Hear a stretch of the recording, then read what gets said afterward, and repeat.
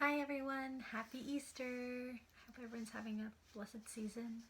For those of you who don't know me, my name is Lickona. I'm a freshman and I'm actually a recently declared elementary education major.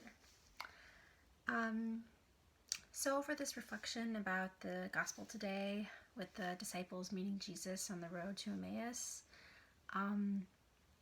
one thing I always found interesting about this gospel is just how they weren't able to recognize Jesus, even though when he was talking to them, they must have been like, this sounds familiar, just how he was interpreting the scriptures for them.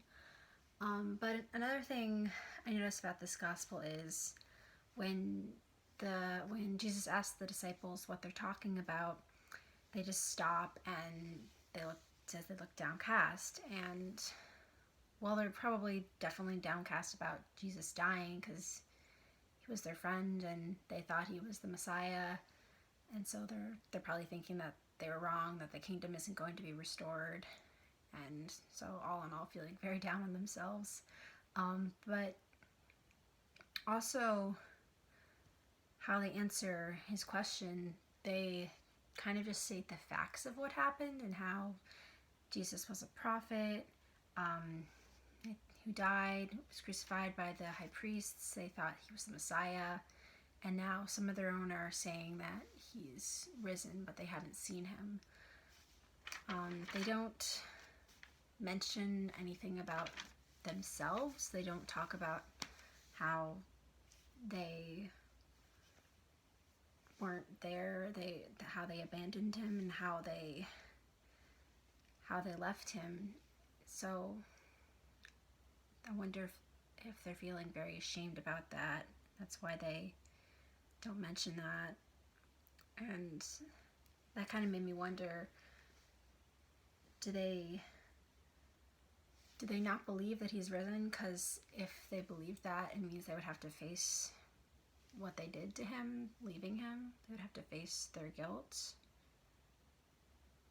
And in thinking about all that, I realized that I actually have a lot in common with the disciples, because I can just get caught up in the facts of things, like things we do, that's just like during Lent, like, giving up meat for Lent, like this is a thing we do, and like this is a fact of it, this is what we do as a Catholic, that's just a fact. And I can, in doing that, not realize, not recognize God in that, not recognize Jesus who's right in front of me. This reflection is also a perfect example of that, because when I volunteered to do this, I was like, okay, I have to come up with something great and insightful and meaningful, and I just started thinking of like, oh, how can I do that, and like started psyching myself out a little bit, because I was like, how am I going to do that? Like, how am I going to come up with something on my own? And like the disciples, I don't have to do that, because it says that Jesus just, when they're like, we don't know what's happened with him, because now he's dead and but they say he's risen, so we don't know what to do.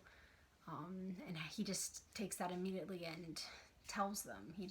He interprets the gospels, not the gospels, the scriptures for them, and shows them all that they missed. And then, like, after he's prepared their hearts, it says he sets their hearts on fire. He reveals himself to them then, and then they can recognize him and see that it's their risen Lord.